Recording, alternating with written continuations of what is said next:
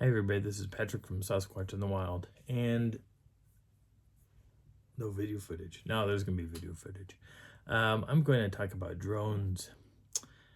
Drones are a really useful product to use when you're looking for signs for Sasquatch. But don't think that you can actually videotape a Sasquatch from the air because drones are really loud. They're stupid loud. And I've kind of talked about this, I think, in a couple other videos, but I'm going to show you my drones. I have two, and then I have something else that can pretend to be a drone. And I think my camera's just a little bit tilty. That might be a little bit better. Yeah, maybe not. No, don't fall over. Don't fall over. Oh, God, lighting sucks. But yeah, drones are useful to a point. I'll show video clips in here talking about like Site A. I flew around Site A. I flew around a few other places around Colorado. But the first drone that I had, or that I still have, is what I call an all-tail drone. It's quite large. Try to get this thing out of the box. This is my all-tail drone. Now it's not, it's large for me because it's what it is. This drone can fly roughly 2.5 miles straight up and 2.5 miles away. Like, it can fly around in a big circumference, and it will stop at waypoints. A waypoint is a target on your screen that you can choose, and this drone will fly out to those locations and sit there for whatever time frame I need to sit there, then fly to the next one, and eventually coming back to me. The camera underneath here, this is a 4K camera. I don't really want to uncover it, but there's some myths behind 4K cameras. And one of the biggest myths are that if a drone is flying 500 feet in the air or 100 feet in the air, it can film you, and the reality check is it can't. It's filming everything in the area. Now, on an iPhone or any smartphone, you can do a basic zoom and kind of pull in, and that's only going to take you to a certain point. The lens on it just cannot zoom in on people, cannot target people unless this thing gets really close to you. And if you think that a drone at 100 feet can film you really well, it can see you. But most likely they're not filming you, they're filming whatever the thing is around you. There are attachments onto drones that can drop things, you know, like there's those new services where they'll attach they'll take off the camera, or the camera is mounted here in the front, and underneath will sit some form of deploy, and it'll drop whatever it will be. Like, they're drop shipping some stuff now from Amazon or medical supplies to different areas. And you know, I'm all for those types of drones. I'm all for flying drones in state parks or national parks too. There's reasons why you should, because state and national parks don't tell you where the dangers are, and you could be walking into a danger really, really quick, really, really fast, and you just don't know it. And you're just hiking around. Next minute, you know, you're gone. You're off the face of the planet, and you're falling into a shaft somewhere. A drone, when I was out in Arizona, I had hiked all the way out where I could not see the building. I couldn't see where I started from. I knew where I started from, but I couldn't see it. And from a distance, if I would have had this drone or my newer drone with me, I could have flown it back and gotten help real fast, because I hiked out thinking that I didn't need water because it was a cool afternoon or a cool morning. I didn't really need anything to snack on, and I felt fine. And then I got out to this location, and the sun peeked up and got over the colorful painted desert. And even though it was really beautiful, I was in some trouble real fast. And if I would have had the drone, I could have gotten help. But instead, they don't want drones in the national park. And the biggest reason is because they think that these things can fly in and you're not going to hear them coming. And you can. This thing makes so much stupid noise in the air, you can hear it. Now, if I got the special type of blades for this, where I think they're 3D printed blades, specifically designed to make less noise, you can still hear it. This thing, as Mike Johnson from SIR or um, Jeff Yellick, also from SIR, both stated that this drone sounds like a herd of bees flying in the air. You can hear it. You can hear it 500 feet above your head. You can hear it close to, I'd say, about 1,000 feet in the air. You can still hear it. Now, the drones you got to be afraid of are the government drones. Those drones they got a huge optical lens, whereas this thing is itty bitty teeny weeny, the small optical lens. This thing, when it's flying around, I'm not going to see you, and I don't care to see you. I'm looking for a specific target. I'm looking for something that is hairy and it's running around. And if you're running around down there, I don't care about you. Now, I have video footage of people below me, and I think, about 140 to maybe 160 feet above the ground. And I can still see us. I can see me. I can see Mike. I can see Darla. But I can't give you detail. I can't tell you if this is male or female. I can see what clothes you're wearing, and that's it. But drones have a limit to them, you know. So as they're flying out, sometimes you lose a signal. Now, all drones basically have to have 18 satellites to coordinate with, you know, so it knows where to go. Even though you're directing it, it still needs those 18 satellites or more to get it from point A to point B, or, you know, flying that circumference that you want it to do.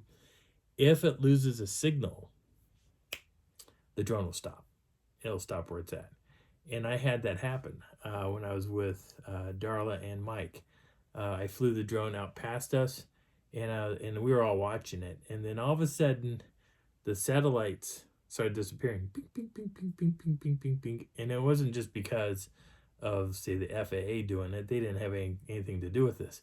It has to do with the drone signal that it's catching. Something was interfering with it. And it could have been somebody using another handheld device.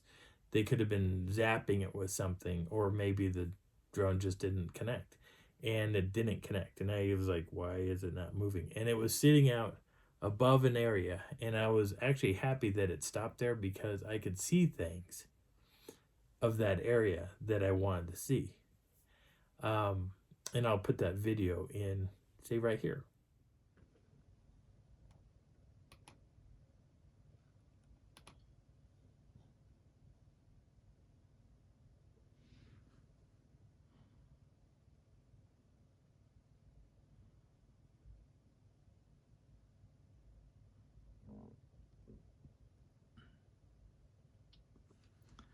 Now this is above our campsite.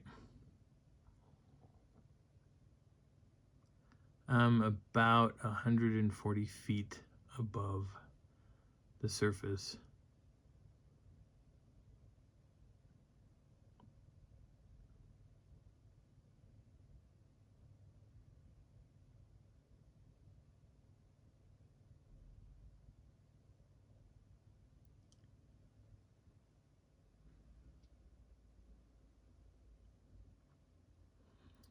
My drone is experiencing loss of satellite, and it was flickering between 15 satellites and 18 satellites.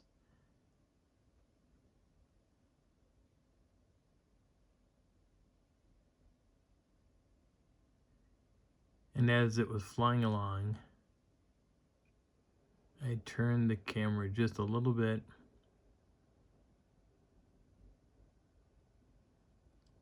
and I lost signal.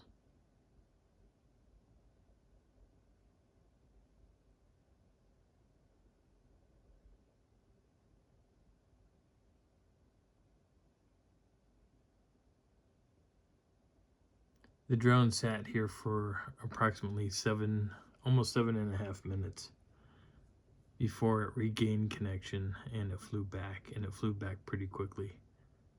Now, back on the ground, I was frantically trying to get the drone to reconnect, and it just wouldn't do it. It was saying, the satellites were flashing on and off, like there was something really blocking the signal. The drone was holding its own for the most part. There was wind kind of knocking it around every so often, you'll see movement on its own. And then it finally broke free.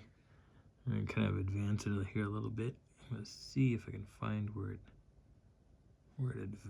it finally.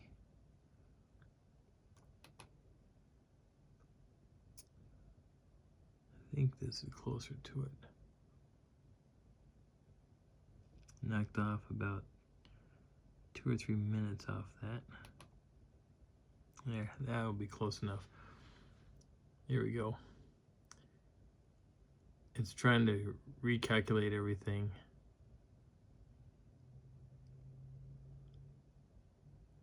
And now it's flying home. Once you set it in motion to fly home, canceling it is kind of hard to do on this drone. But if you look closely on the ground, you'll see a person right there. That was me. I don't know if you saw me in the picture at all. But I started to run back. Darla, we flew over Darla and Mike. And I'm hoofing it back to where this drone is about to come and land.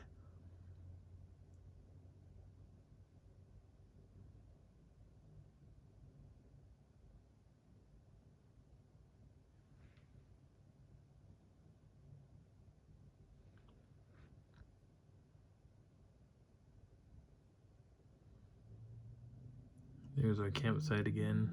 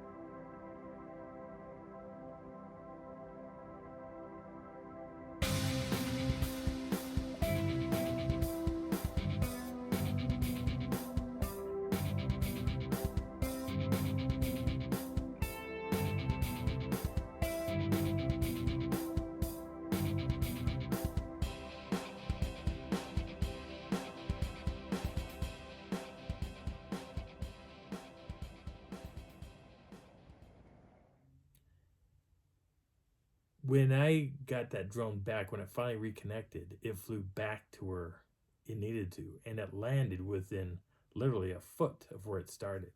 And those drones, like this orange one right here, that drone did exactly what it was supposed to do. It came right back to where I needed to. Now, I've flown that drone in forestry areas where I flew it in the middle of a forest, surrounded in trees. That's something that most pilots don't do. They don't lift up the drone and fly it around, because I fly really close to trees and there's no buffers around the blades. So if this thing hits a tree, it's going to go flying whichever direction it's going to go, and most likely it's going to crash. I've had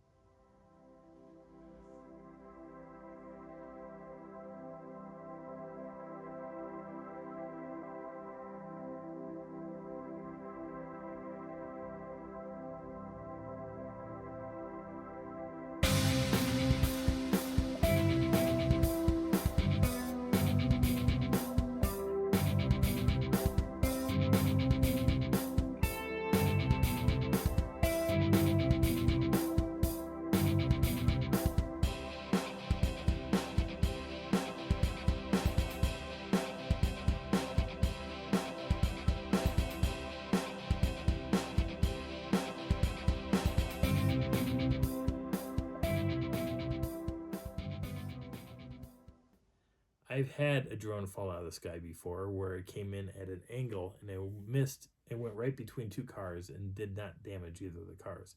The drone took some damage, but the cars were left alone. Birds hate drones. Birds will knock a drone out of the sky. If a bird is big enough, like say a hawk or an eagle or something else, it will hunt down that drone. It'll take it on in a battle, and you might be in trouble because my drone's not designed for speed. It's designed to take videography of the sky or the area around it. And I've noticed that if I aim the camera at the sky, it'll bleed out the coloring. Like if it's lighter up top, everything below will go black. If I aim the camera down lower, the sky will kind of darken up, but the area around it will lighten up, which is great. If you're looking for Sasquatch, if they've got really good hearing, they're going to hear it coming and they're going to hide. They're not going to stand out there. A lot of these videos you see on YouTube that were, you say, oh, Bigfoot spotted from a drone. And the drone is literally about 60 feet above the ground, right? Well, that thing that's walking slowly towards him, that's the pilot. The pilot is actually watching the drone because he's filming himself. Now, is he saying he's the Sasquatch? No. But there is one video that it says that this is the pilot, this is not a Sasquatch. But other people, because they want all the likes and the people jumping on subscription and all that crap, they're launching onto that as fast as they can. Say, oh, Sasquatch spotted. And I keep saying, no, that's the pilot. How do you know? Because that's the pilot. The pilot stated that that was him walking, coming out of the forest, walking near a river. And the drone is filming him. You know, it's just, that's what pilots do. They practice with their drones. Somebody else catches that footage and they, bam, if they share that, oh boy, Sasquatch found. And that's what gets things started on all this crazy hype. But nobody actually knows it. They don't know what that is walking underneath a tree or walking underneath the drone or what have you. Even the footage of like where they're filming like the bird's nest and you see the Sasquatch running or whatever it is that's running down past it. I looked at it and I thought, well, that could be a guy in a big, heavy, winterized suit. He's just staying warm. But, and the way he's walking is because of all the bulk on the pants and the jacket are making it kind of hard to move. But if he is truly, if let's say that was a person moving from one spot to the other, and they're filming it, they're just going to say whatever they see because that camera can't zoom in. If it's a true trail camera and it's sitting there, it doesn't zoom in. That's somebody, after they take the video off, they put it onto the screen, and then you can zoom into it using, say, an iPhone or a digital camera. You can refilm what it sees, bring it out, and then put it back into the computer and say, Sasquatch spotted. And it's just this videography work that they're doing. It's movie magic. And a lot of people don't talk about it, but that's what it is. It's not AI, and AI is something totally different. But a lot of people, that if they know anything about videography, they can utilize one screen, film off that screen, zoom in, zoom out with it, and make it look, oh boy, there's something special there. And the reality is, it's just a person in their winter gear walking through the forest, filming the drone and seeing what it looks like if something was walking through the forest. Cold weather and drones, the cold weather will eat your battery life real quick. If you're videotaping, it eats it faster. So my drone can stay in the air. If I'm filming just a straight video in the air, I can stay up for about 30 to 40 minutes. Most drones, the DJIs, when they first came out, they couldn't stay up that long. They could stay up for about 15 to 20 minutes, and then they had to come back home. I had a friend, his name was Ed, and he had just about every known drone that DJI ever created. And he flew these things here in Denver. He would launch them out at Bible Park, and he would fly them around the area.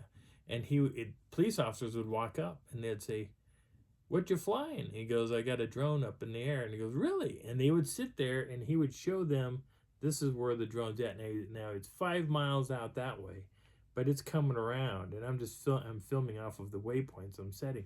And man, they were all about it. They were like, this is cool. They weren't out there to arrest him, even though he was flying a drone in a park, surrounded by thousands of kids, running around in the area. And you got people running and jogging, and this is in the summer. They were having fun, and he was just flying his drone out there just because. And then that drone came flying in slowly, and it came in and landed right next to him. And he said, now you know what I'm doing out here. That's all I'm doing is just testing my drone, my drone techniques. He would fly that drone near where the Broncos were practicing, and he could see video footage of what they were doing from way up above. Did they care? No. But people seem to think that drones in general are out there to harm you or film you doing something you shouldn't be doing. And if that's the case, great, because more power to the drone pilots for catching you doing things you shouldn't be doing. On the flip side, there are some stupid drone pilots out there doing things that they shouldn't be doing, like flying into areas where aircraft are flying. You don't want to fly your drone and try to film a plane as it's going. You're distracting the pilot. You're running a chance of flying that drone into a plane and losing your drone. And some drones cost thousands of dollars. There's other drones that cost a few $100s. My other little drone is this guy. And this is my newest drone. This little guy is tiny. This little drone still has a decent camera. It's underneath the case. It's underneath this case right here. It can film pretty well, and I haven't flown this yet. I have yet to fly this drone. I just got the new update for this thing, and when I unfold the arms and everything and get it all set, yeah, I will do the proper thing of flying this thing out where it should be flown. And I will have fun flying this drone. The best part about this little drone is I don't need to license it. The bad thing about my big drone is it is licensed because that drone is a beast. This little drone, I'm kind of worried about it, but I'm not worried enough to, fear it. Now, this was like a $300 or $400 drone. My other drone ran me about $1,200. Yeah, so drones can be really pricey, really expensive.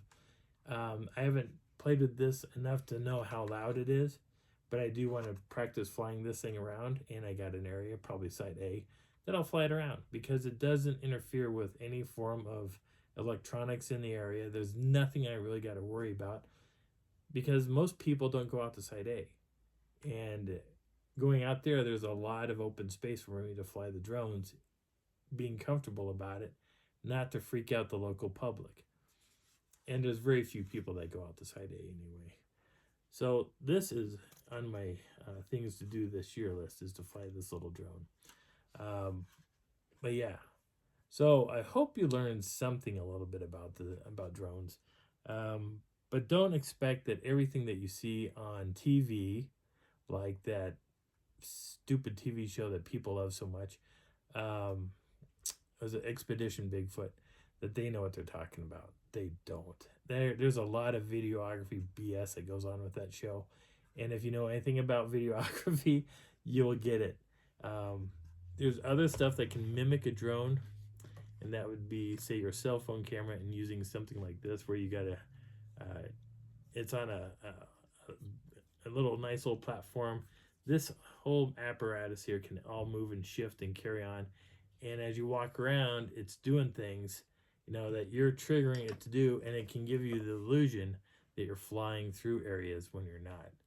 And you're just walking around with a camera or a cell phone attached to you as you're maneuvering around, walking about. And I've done that a few times with this thing, as well as for my little my GoPro-like cameras. Yeah, it's pretty fun stuff. But I'll go into more detail about this in the future, and I will probably do another video out at Site A, and I'll be showing the cameras. The next video I do, I'm going to talk about my night vision camera, and I'm going to show you what I use. So, again, my name is Patrick. This is Sasquatch in the Wild. I hope you enjoyed something out of this. Hope you're enjoying the journey, and I'll talk to you soon.